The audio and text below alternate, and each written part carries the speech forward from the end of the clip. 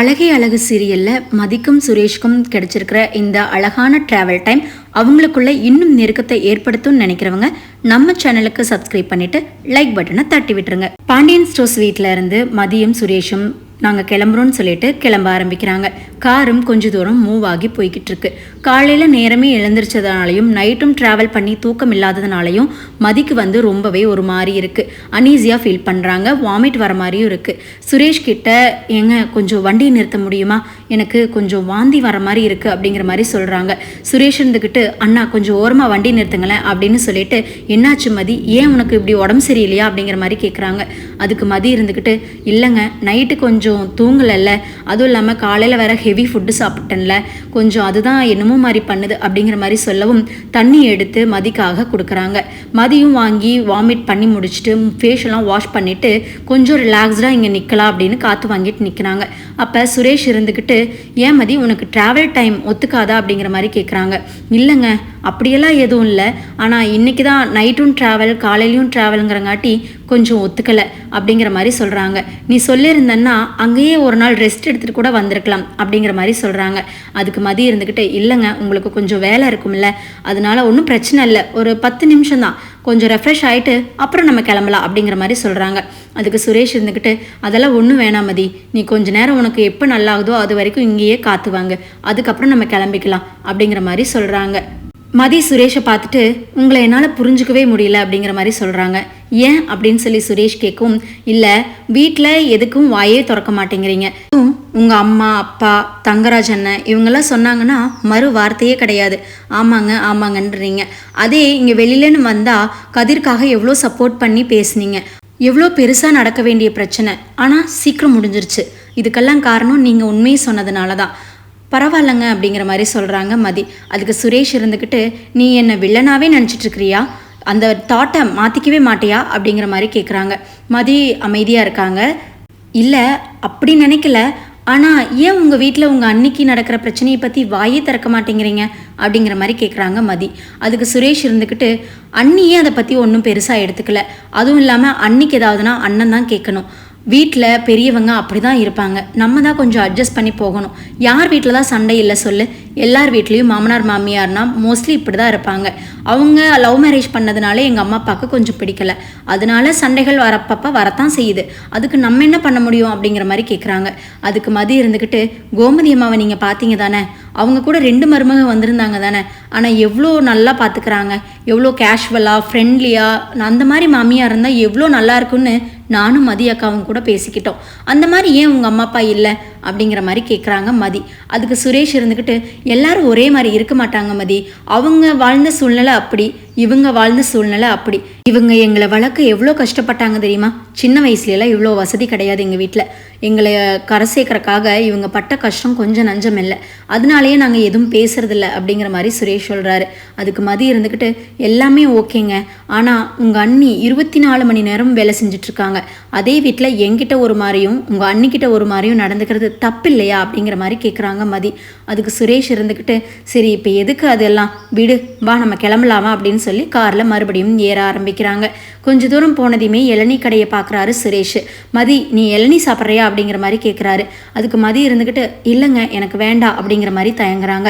இல்லை மதி வயிற்றில் ஒன்றுமே இல்லை, எல்லாமே வாமிட் பண்ணிட்டேன், கொஞ்சம் இளநீ குடிச்சின்னா உனக்கும் ரெஃப்ரெஷ்ஷாக இருக்கும் அப்படிங்கிற மாதிரி சொல்கிறாங்க சுரேஷ்.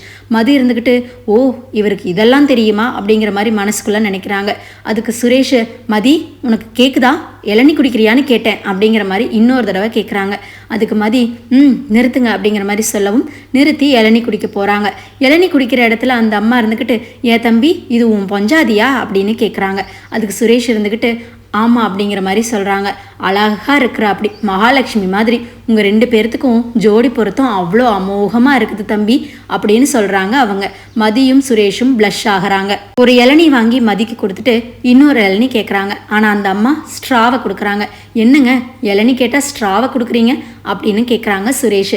அதுக்கு அந்த அம்மா இருந்துக்கிட்டு ஏன் தம்பி உங்களை பார்த்தா இப்போ தான் கல்யாணமான புது பொஞ்சாதி புருஷன் மாதிரி தெரியுது, நீங்கள் போய் 2 இளநீல குடிக்கலாமா, ஒரு இளநீல 2 ஸ்ட்ரா போட்டு குடிக்கிறதானே இப்போ தட்டுறேன் ஃப்ரெண்டு, அங்கே பாருங்க எல்லா பசங்களும் அப்படித்தான் குடிக்கிறாங்க, நீங்கள் என்னடானே இப்படி வெக்கப்பட்டுக்கிறீங்க அப்படிங்கிற மாதிரி அந்த அம்மா சொல்கிறாங்க.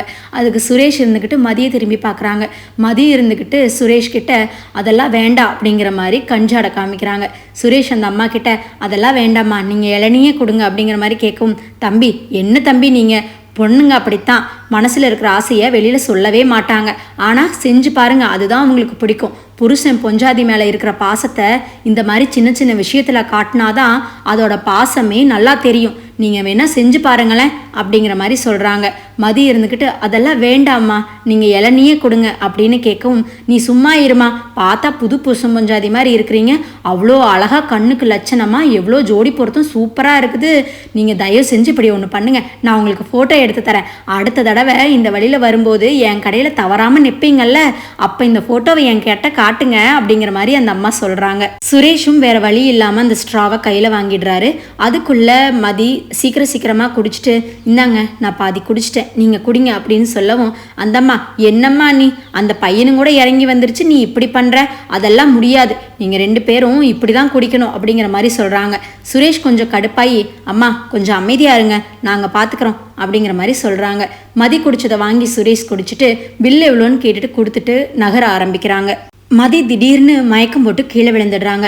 அதை பார்த்து எல்லாரும் ஓடி வந்து என்னாச்சுன்னு பார்க்கல அந்த இளநீ கடைக்காரமா, புது புருஷன் பொண்டாட்டியில் ஏதாவது சமாச்சாரமாக இருக்கும் அப்படிங்கிற மாதிரி பேசிட்டு போய் கையை பிடிச்சி பார்க்குறாங்க. அதெல்லாம் ஒன்றும் இல்லைன்னு தம்பி, ஏதோ பித்த மயக்கம்தான், ஒன்றும் பிரச்சனை இல்லை அப்படிங்கிற மாதிரி தண்ணி தொளிச்சு சாப்பிட ஏதாவது கொடுங்க அப்படிங்கிற மாதிரி சொல்லிட்டு இந்த அம்மா வந்துடுறாங்க. மதியும் சுரேஷும் காரில் ஏறுறாங்க. மதி பின்னாடி ஏறவும் சுரேஷும் பின்னாடி ஏறுறாரு. அதுக்கு மதி இருந்துக்கிட்டு, ஏன் நீங்கள் பின்னாடி ஏறுறீங்க அப்படிங்கிற மாதிரி கேட்கவும், இல்லை மதி உனக்கு கொஞ்சம் உடம்பு சரியில்லை, ஏதாவது ஒன்றுனா நிறுத்துறதுக்கு வேணும்ல, நான் பின்னாடியே உட்காந்துக்கிறேன் அப்படிங்கிற மாதிரி சொல்கிறாங்க. இல்லை ஒன்றும் பரவாயில்ல, நான் மேனேஜ் பண்ணிக்குவேன் அப்படிங்கிற மாதிரி மதி சொல்லவும், தயவு செஞ்சு இந்த விஷயத்துலையாவது குறுக்க பேசாமல் நான் சொல்கிறத கேளு அப்படிங்கிற மாதிரி சுரேஷ் சொல்கிறாரு. 2 பேரும் பின்னாடி சீட்டில் உட்காந்துக்கிறாங்க.